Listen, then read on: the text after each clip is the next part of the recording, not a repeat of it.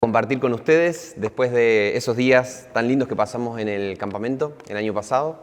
Y bueno, nos pone muy contentos también haber podido conocerlos un poquito más en estos días. Algunos nos vimos, charlamos un poquito y al resto, bueno, nos encontramos acá y ojalá que no sea la última vez que nos veamos, que nos sigamos encontrando. Y concretamente en esta mañana, y yendo directamente al punto, para no deambular por las ramas, me gustaría que hablemos acerca de qué significa la vida en el Espíritu. Esa frase que uno se encuentra cuando lee las cartas de Pablo, que habla acerca de la vida en el Espíritu. Me gustaría que meditemos justamente acerca de qué puede llegar a significar esa lógica de vivir en el Espíritu, de llevar una vida en el Espíritu, pero no tanto como si fuera una especie de especulación abstracta, ¿no? Como si fuera una elaboración difícil a partir de conceptos que no tienen mucho que ver con la vida que vivimos, sino intentando ver de qué manera esa plenitud, esa vida en el Espíritu, afecta nuestra experiencia como creyentes, como discípulos, discípulas, como personas en la vida cotidiana que llevamos todos los días. Me gustaría, antes de meterme en eso, hacer como un gran pantallazo por tres momentos de la historia sagrada que me parecen bastante llamativos. Cuando leemos la Escritura vemos que el Espíritu Santo ha sido un factor absolutamente central en la historia sagrada. Lo encontramos en diferentes momentos, haciendo énfasis en personas, en comunidades, en procesos dentro de la Escritura. Y hay un paralelismo que me llama mucho a mí la atención y que me gusta.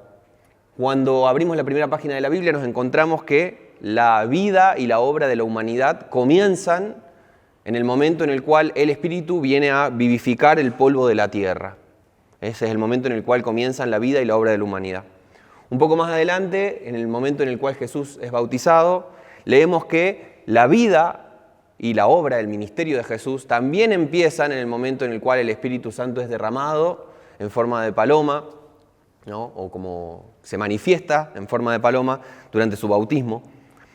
Y también en el momento de Pentecostés, en Hechos de los Apóstoles, vemos que la vida y la obra de la iglesia, el ministerio de la iglesia, comienzan también cuando cae el Espíritu Santo. Qué llamativo que la vida y la obra de la humanidad, de Cristo y de la iglesia comiencen en el momento en el cual el Espíritu Santo llega.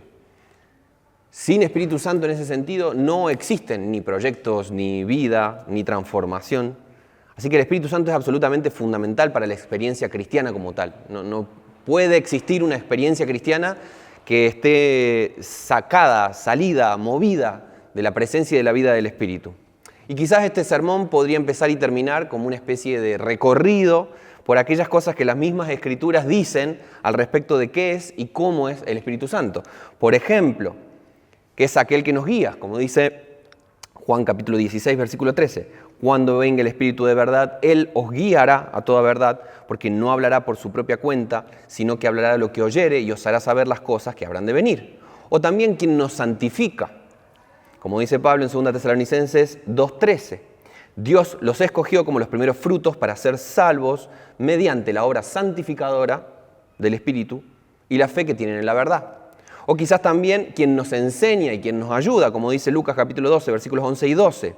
Cuando sean sometidos a juicio en las sinagogas y delante de los gobernantes y autoridades, no se preocupen por cómo defenderse o qué decir, porque el Espíritu Santo les enseñará en ese momento lo que hay que decir. O la fuente de la sabiduría también podría ser, según 1 Corintios capítulo 2, versículo 10. Dios nos ha revelado esto por medio del Espíritu, pues el Espíritu lo examina todo hasta las profundidades de Dios.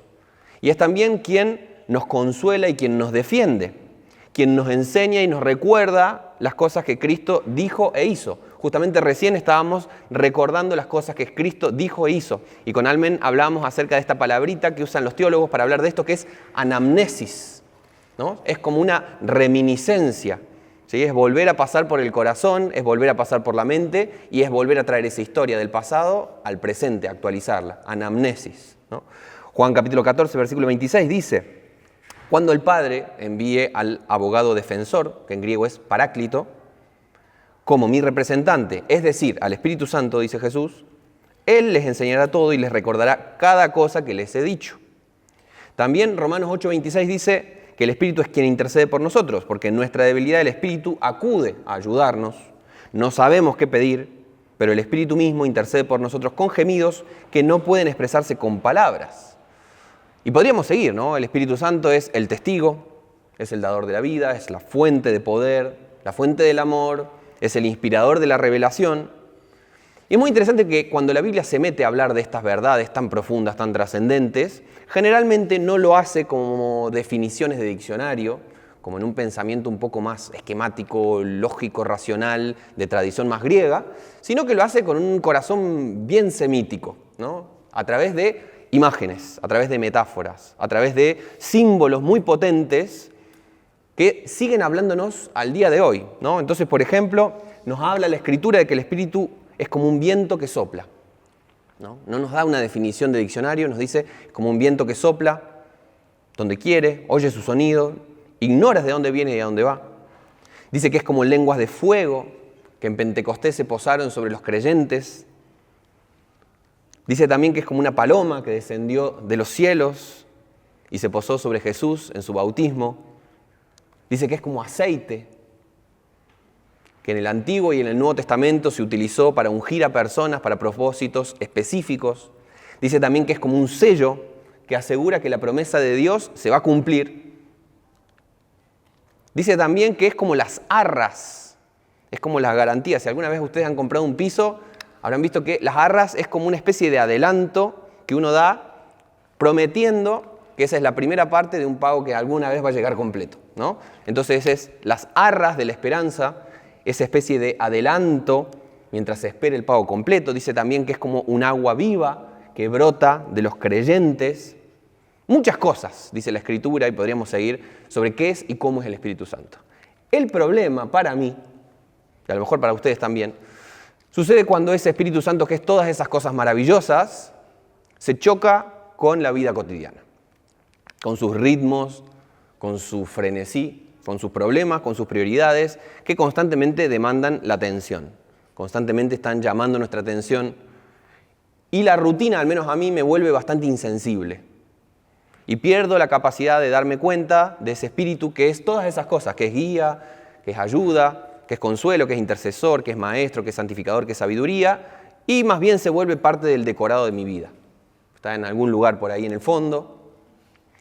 Sin embargo, tener el sello de Dios, tener la presencia del Espíritu, no es como esas jorobas de los camellos cargadas de grasa como para sobrevivir durante mucho tiempo sin alimento.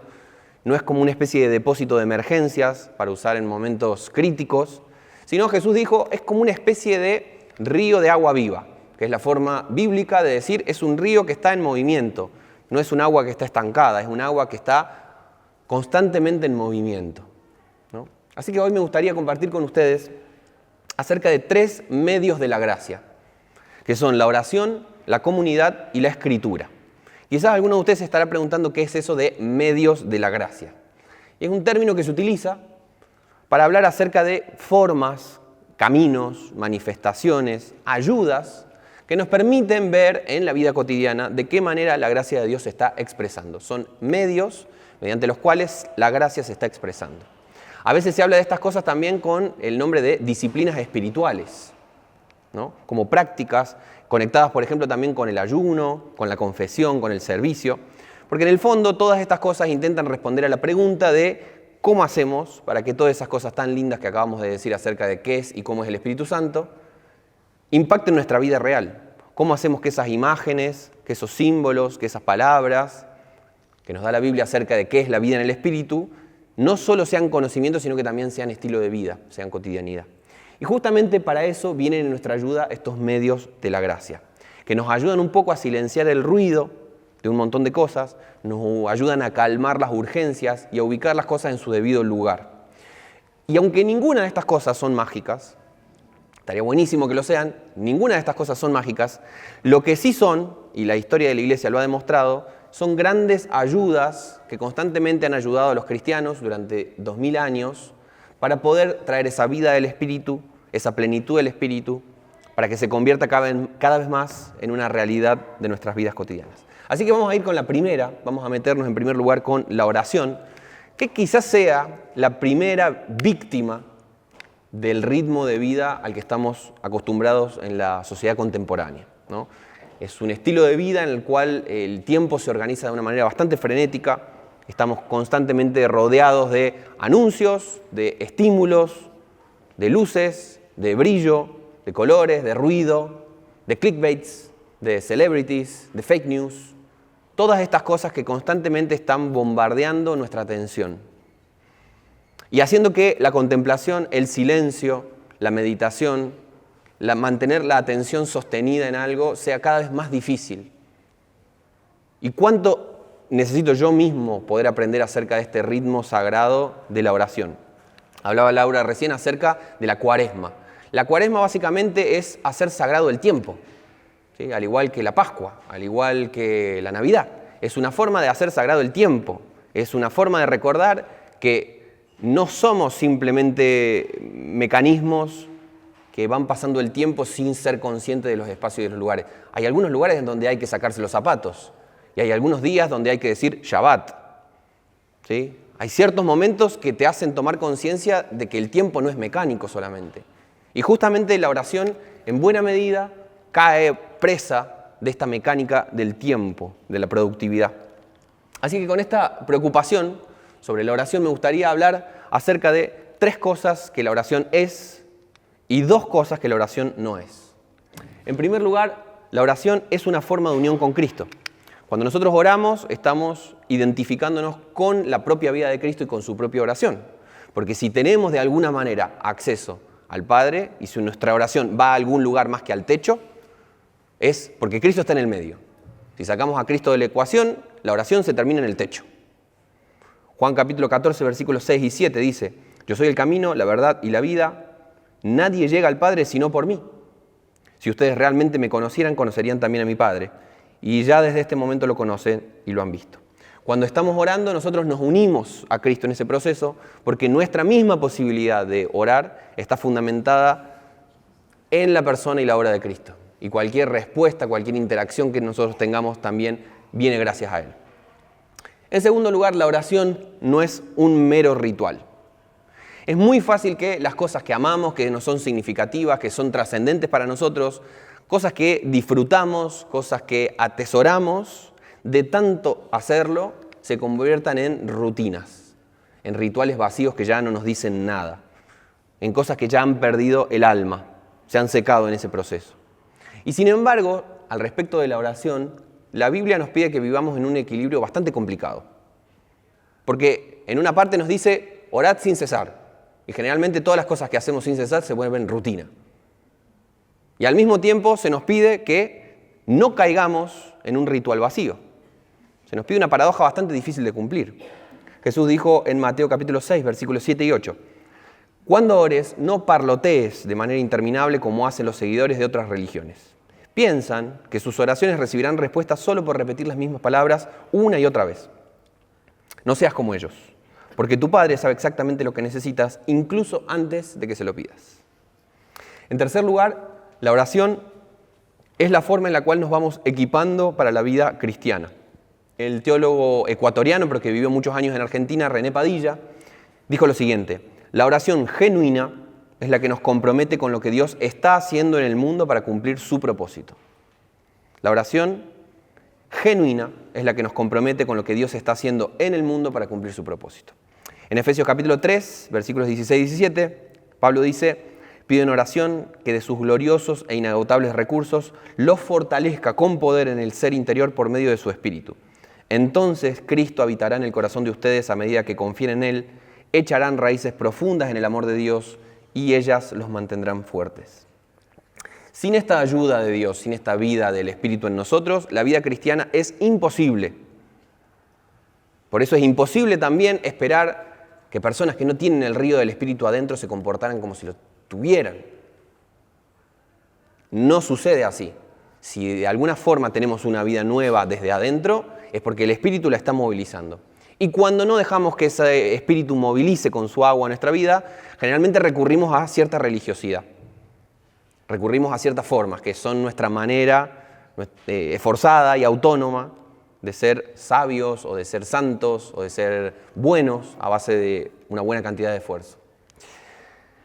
La oración, por su parte, no es una góndola para pedirle favores a Dios. Dice Santiago capítulo 4. Desean lo que no tienen, entonces traman y hasta matan para conseguirlo.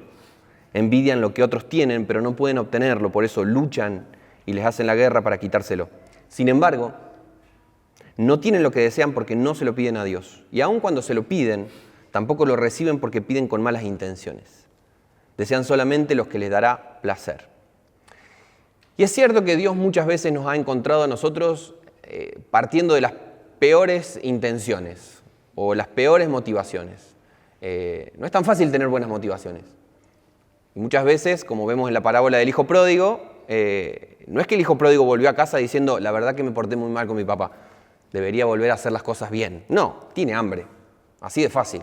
Sus motivaciones no son de las mejores, ¿no? Está pensando en sí mismo. Sin embargo, el Padre lo acoge y nuestra vida ha sido así muchísimas veces también.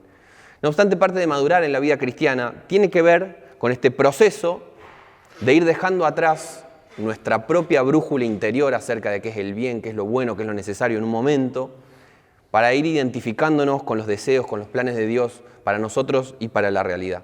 Más que satisfacción instantánea, más que nuestras propias motivaciones, ¿no? Es intentar ponernos en sintonía con las motivaciones de Dios. Finalmente, la oración es también una forma de adoración. Las personas que somos bastante responsables, creo que tenemos un gran problema con la oración. Al menos yo lo tengo, a lo mejor a alguno de ustedes también le pasa, ¿no? Cuando somos personas responsables, siempre estamos pensando, yo tengo que hacer mi parte, ¿no? Yo voy a hacer la parte que me toca. Yo voy a responsabilizarme por esto y bueno, después el resto se lo pido a Dios, ¿no? Pero a fin de cuentas, me termino casi siempre adelantando a las situaciones. Termino solucionándolo por mi cuenta. Termino diciendo, bueno, sí, Dios hará lo que tenga que hacer, pero yo hago mi parte. Y muy fácil en ese proceso que yo pierda absolutamente de vista que Dios es un factor que está presente y obrando en todo eso. Porque yo soy muy bueno adelantándome a las situaciones y responsabilizándome de las cosas, ¿no? Sin embargo, es justamente en esta oración y en esta oración que muchas veces se asocia con la sensación de la mayor impotencia, donde uno recuerda su lugar en el universo, donde uno se ubica y recuerda quién es realmente y se cae del pony, como le pasó a Pablo, a lo mejor, de caerse del pony y darse cuenta del pequeñísimo lugar que tenemos en el universo, mirando a un Dios que es tan grande y que está tan presente. En 1529 Lutero publicó el Gran Catecismo, que es una síntesis que él hizo para empezar a hacer catequesis, enseñanza, discipulado. Y escribió lo siguiente: un Dios es aquel de quien se esperan todos los bienes y a quien se puede recurrir en todas las necesidades. Así pues, tener un Dios no es otra cosa que confiar y creer en Él de corazón. Aquello de lo que depende tu corazón, aquello a lo cual te abandonas, eso es realmente tu Dios, sea lo que fuere.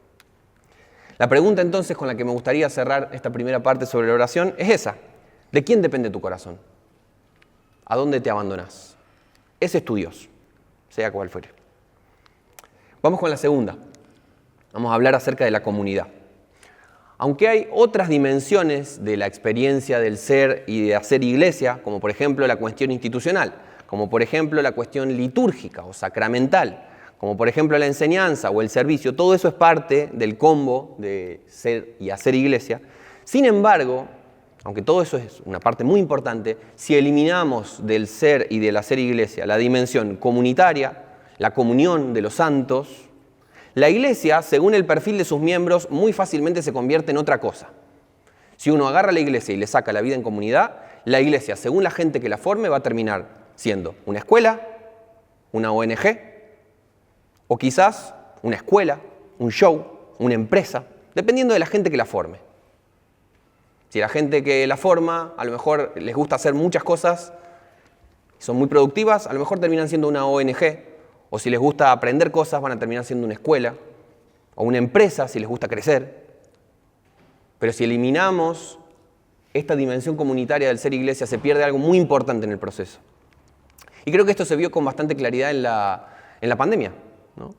En el momento en el cual muchos creyentes se encontraron con que si iban a la iglesia para tener una muy buena clase de Biblia o de teología, también la podían hacer por Zoom.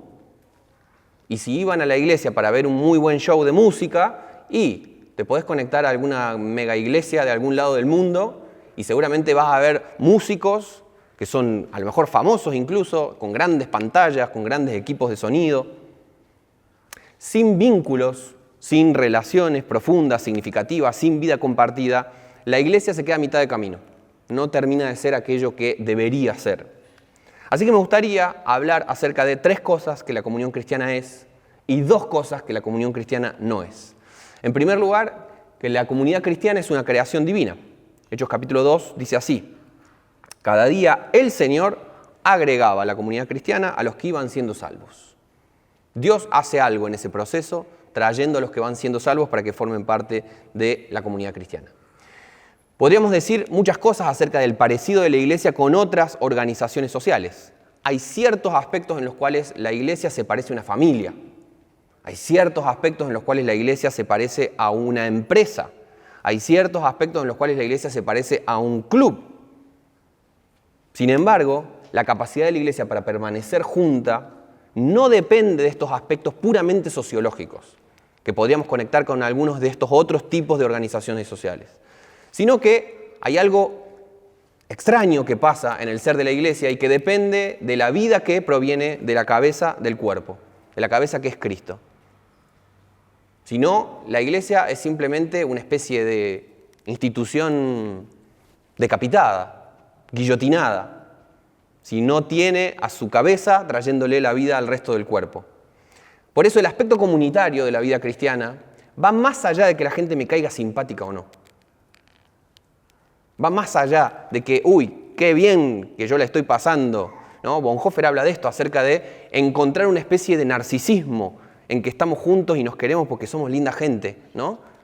La vida cristiana, la comunión cristiana trasciende a esa relación, que también es muy lindo y es maravilloso. Pero hay algo de esa vida cristiana que proviene de la cabeza del cuerpo y no del simple hecho de que nos gusta estar juntos. En segundo lugar, digamos que la comunidad cristiana no es un lugar para gente perfecta. Esto es evidente para todos. 1 Corintios capítulo 1 dice así: recuerden, amados hermanos, que pocos de ustedes eran sabios a los ojos del mundo, o poderosos, o ricos, cuando Dios los llamó. En cambio, Dios eligió lo que el mundo considera ridículo para avergonzar a los que se creen sabios. Así que bienvenidos, ridículos y ridículas, a la familia de Dios. Y escogió cosas que no tienen poder para avergonzar a los poderosos.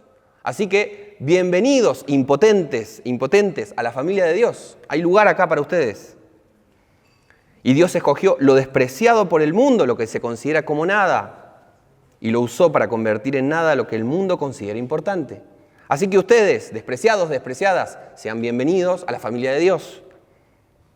Como resultado, nadie jamás puede jactarse en presencia de Dios. Nadie. No llegamos a ser parte de la comunidad de los santos porque hayamos alcanzado cierta plenitud o cierta santidad o cierto lugar, o por la gran capacidad de nuestra forma de pensar o de vivir, sino que justamente la iglesia es el proceso donde vamos haciendo ese camino. La iglesia es el lugar donde en comunión y en caminar con otros vamos acercándonos a todo ese camino. En tercer lugar, la comunidad cristiana es un nuevo tipo de sociedad. En su propia identidad, la iglesia está llamada a superar las barreras que naturalmente nos ponemos los seres humanos, unos con otros, por raza, por sexo, por posición social, por diferencias culturales o económicas. Hacemos paredes que nos separan unos de otros. Pero hay un pasaje que me encanta, de Efesios capítulo 2, que dice así: Cristo mismo nos ha traído la paz. Él unió a judíos y a gentiles en un solo pueblo, cuando por medio de su cuerpo en la cruz derribó el muro de hostilidad que nos separaba.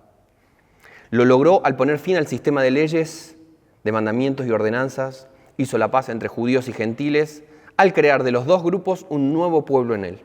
Cristo reconcilió a ambos grupos con Dios en un solo cuerpo por medio de su muerte en la cruz, y la hostilidad que había entre nosotros quedó destruida. Cristo se dedica a derribar los muros de hostilidad que hay entre nosotros. ¿No? La característica sociológica fundamental de la iglesia es que reúne a personas que rompen los prejuicios sociológicos que naturalmente debería haber entre ellos. Esa es la gran característica, ¿no? Si uno lee el libro de los Hechos, dice cómo puede ser que esta gente, judíos y griegos, que hay ricos, que hay pobres, que vienen de un lado, del otro, hablan un idioma y otro, de alguna manera están juntos. No tiene sentido. Sin embargo, esa es la gran particularidad y la gran belleza de la comunidad cristiana, que Pablo vuelve a tratar en Gálatas, capítulo 3. Una de las declaraciones más fuertes que existe en el Nuevo Testamento sobre el nuevo tipo de sociedad que es la iglesia, que dice así: ustedes son hijos de Dios por la fe en Cristo Jesús, y todos los que fueron unidos a Cristo en el bautismo se han puesto a Cristo como si pusieran ropa nueva. Ya no hay judío, ni gentil, esclavo ni libre, hombre ni mujer, porque todos ustedes son uno en Cristo Jesús, y ahora que pertenecen a Cristo son verdaderos hijos de Abraham.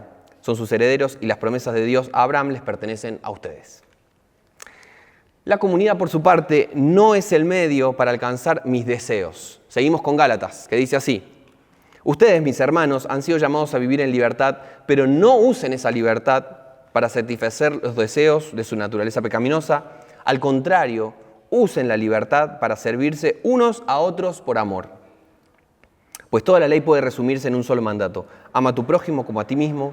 Pero si están siempre mordiéndose y devorándose unos a otros, tengan cuidado, corren peligro de destruirse unos a otros. Creo que muchas veces como creyentes damos un pésimo testimonio al Evangelio cuando vemos la comunidad cristiana, cuando vemos la iglesia, como el lugar, el trampolín perfecto para saltar a nuestros deseos, a nuestras ambiciones personales, y quizás no encontramos cierto reconocimiento en la realidad, en nuestros trabajos, en el deporte, o en la universidad, o donde sea que estemos. No encontramos cierta realización, entonces proyectamos todo eso, ese deseo, esa necesidad, en la comunidad cristiana. Y decimos, lo que no estoy encontrando en todos estos lugares, lo voy a encontrar acá, a base de esta comunidad, o de mi comunidad de fe, ¿no? Creo que nadie de nosotros está exento de tener ese tipo de sensaciones, de mirar al hermano y verlo un poco como Caín, Abel, diciendo, este es un problema para mí. Ha sido desde siempre una narrativa que ha acompañado a la humanidad. Finalmente, la comunidad es el vitral de la revelación. Alfonso Ropero, que es un teólogo español, escribió lo siguiente: imaginemos por un momento una gigantesca mesa redonda donde se pudieran escuchar individuos de todas las naciones, tribus y razas del mundo dando testimonio de su conocimiento y experiencia de Cristo. ¿Cómo aumentaría nuestra comprensión del Evangelio si pasara eso? ¿No? ¿Cuánto nos perdemos nosotros cuando encerramos la riqueza de la multiforme gracia de Dios a nuestra pequeña quinta eclesial, a nuestra pequeña parcela teológica, perdiéndonos en ese proceso la multiforme gracia de Dios que se ha derramado en toda tribu, todo pueblo, toda lengua, toda nación a lo largo de la historia? Efesios capítulo 3, versículo 18 dice así: espero que comprendan en unión con todos los creyentes cuán ancho, cuán largo, cuán alto y cuán profundo es el amor de Dios. Solamente vamos a poder entender cuán alto, cuán ancho, cuán largo, cuán profundo es el amor de Dios cuando lo hagamos en unión con todos los creyentes. Me gusta pensar en que la iglesia es como una especie de vitral, de esos que existen en las iglesias, que se usaban antes, los de vitral o vitró, donde hay un montón de aparentemente insignificantes pequeños pedacitos de cristal, uno al lado del otro unidos, cada uno tiene una forma rara, particular, extraña, y tiene un color raro, particular y extraño. Sin embargo, algo más particular y más extraño pasa cuando están uno al lado del otro, cuando alguien los puso ahí en un orden particular. De pronto, de esas pequeñas parcelas que no tienen mucho sentido ni valor, surge algo muy superador y muy hermoso. Y lo único que pueden hacer esos cristales es mantenerse limpios, porque ninguno de esos cristales es la luz. Lo único que pueden hacer es permitir de una manera más o menos pulcra que la luz pase a través de ellos. Y cuando pasa esa luz, pasa con su color. Eso es lo interesante. Ellos no son la luz. Sin embargo, por ser medios de la luz, cuando la luz los atraviesa, pasa con su propio color, con su propia forma. Y hay un cristal que está proyectando un poco de verde con cierto matiz, un poquito alargado, y hay otro que es más rojo y que es más circular, y de alguna manera la luz que está pasando y que está iluminando a toda la gente que está ahí adentro está teñida de las particularidades de cada uno de esos cristales que están ahí. Y sin embargo, ninguno de esos vitrales o cristales es la luz. Y finalmente vamos llegando a la última parte, que tiene que ver con hablar de este tercer medio de la gracia que nos anima a vivir en la plenitud del Espíritu, que es el consejo de las Escrituras. Hay algunas tradiciones cristianas que hacen mucho énfasis en la racionalidad de la fe, que hacen mucho énfasis en el estudio sistemático de la Escritura, casi que se da por descontada esta dimensión del estudio sistemático de la Escritura. Se espera que todo el mundo lo haga diariamente y mucho mejor si lo hace teniendo en cuenta el contexto griego, si recupera algunas cuestiones del arameo, si conoce qué pasó en el segundo templo y si maneja el hebreo bíblico y se hace un análisis gramatical, sintáctico de los pasajes. Todo eso está buenísimo y se espera que toda la gente lo haga. Hay otras tradiciones cristianas que, por el contrario, sin perder ese amor y esa dedicación, sin descartar ese conocimiento bíblico, suelen darle importancia, quizás no tanto a lo que el texto dice en sí mismo, sino a lo que el texto me dice a mí, para mi vida cotidiana, para lo que yo estoy haciendo todos los días, ¿no? Sin embargo, quizás, como se suele decir, ¿no?, tanto un modelo que deje la cabeza caliente pero el corazón frío, o en su defecto, que deje el corazón caliente pero la cabeza fría, no pareciera que ninguno de estos modelos sintetizara esta plenitud de vida a la que estamos llamados, ¿no? Y más bien nos dejan con formas de cristianismo un poco amputado, ¿sí? No es una cosa o la otra, ¿no? Así que me gustaría, teniendo esto en mente, hablar acerca de dos cosas que la Biblia es y dos cosas que la Biblia no es. En primer lugar, decir que la Biblia es el libro que nos guía a Jesús. Jesús es la clave de lectura, es la llave que abre el texto bíblico. Lutero decía también, si uno lee la Biblia y no se encuentra Jesús ahí, ¿qué está leyendo? ¿Qué vas a ir a buscar en el texto bíblico si no encontrás a Jesús? Y los mismos evangelios hablan acerca de esto. Juan capítulo 5, Jesús está hablando con los líderes religiosos y les dice, ustedes estudian las Escrituras a fondo, porque piensan que ellas les dan la vida eterna, pero las Escrituras me señalan a mí. Sin embargo, ustedes se niegan a venir a mí para recibir esa vida.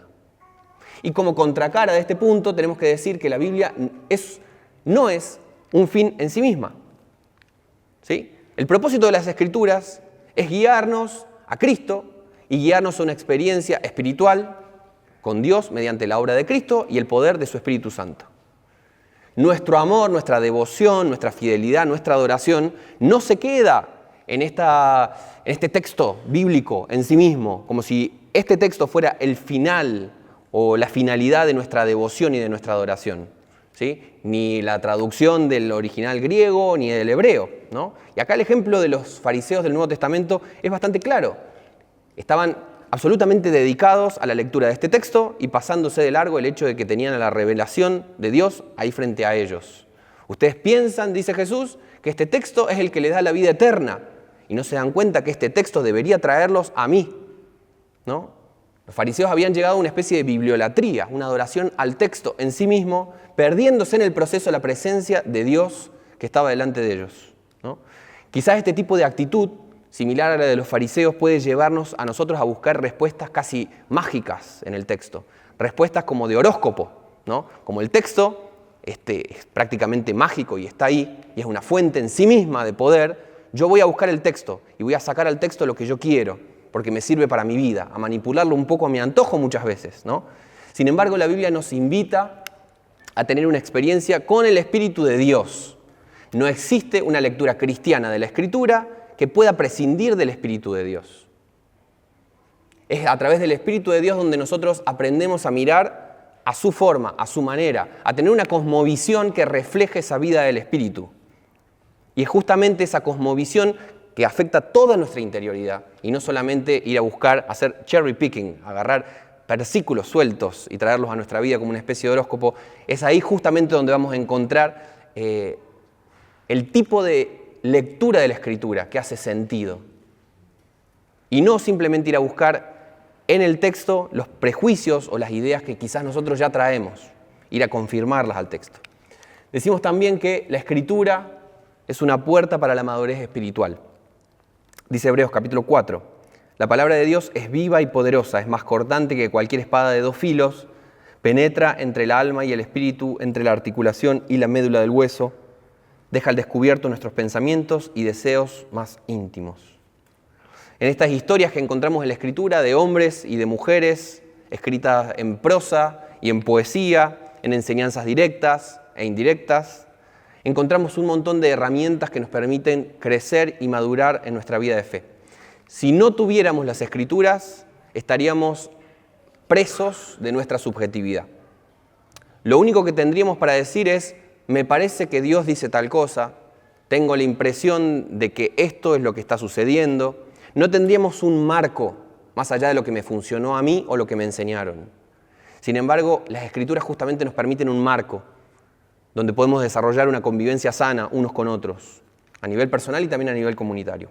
Y finalmente, y con esto termino, la Escritura no es un manual para la vida religiosa.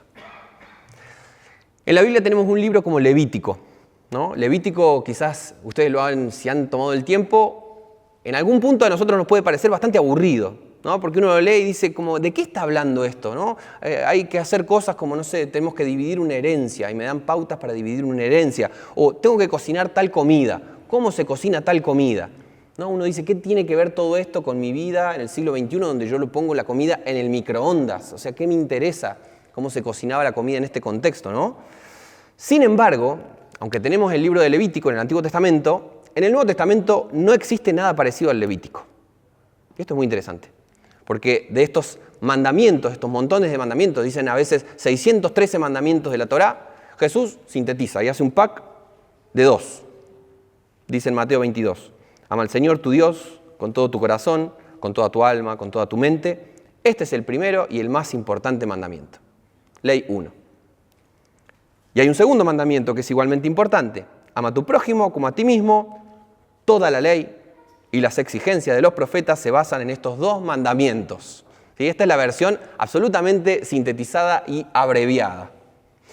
Y aunque quizás leemos Levítico y decimos, está raro esto, ¿cómo lo aplico? ¿Qué tiene que ver con mi vida? Es medio aburrido, no sé qué hacer con este libro. Sin embargo, en el fondo a todos nos encantaría poder tener un Levítico en el Nuevo Testamento. Es lo que se suele llamar una casuística. Es una serie de casos. Si vos venís caminando por la calle y te encontrás con alguien que te empuja, la forma de responder cristianamente es tal. Si vos venís caminando por otro lugar y alguien te empuja, deberías hacer esta otra cosa. Si vos vas, no sé, vas caminando o vas en el coche o te pasa tal cosa o te pasa tal otra, deberías responder así o asá. Una casuística es una serie de instrucciones muy precisas que se tienen que dar para una situación o para otra. Y la Biblia no nos da eso. Sería buenísimo que nos lo dé porque nos saca el problema. Sé en todo momento lo que yo tengo que hacer.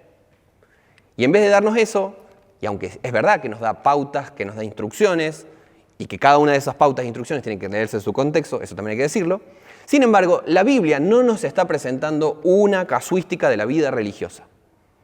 La Biblia no nos da un manual ni una casuística de la vida religiosa, sino que la Biblia les está hablando a cierto tipo de personas que justamente porque tienen el Espíritu de Dios van a tener la capacidad de encontrar la respuesta adecuada en contextos cambiantes. Entonces, más que un manual de respuestas o un manual de instrucciones, que ninguno de nosotros es un electrodoméstico, las Escrituras son el alimento espiritual de personas que han sido renovadas por Dios y son habitadas por el Espíritu Santo para vivir como cuerpo de Cristo en el lugar y en el tiempo que habitan.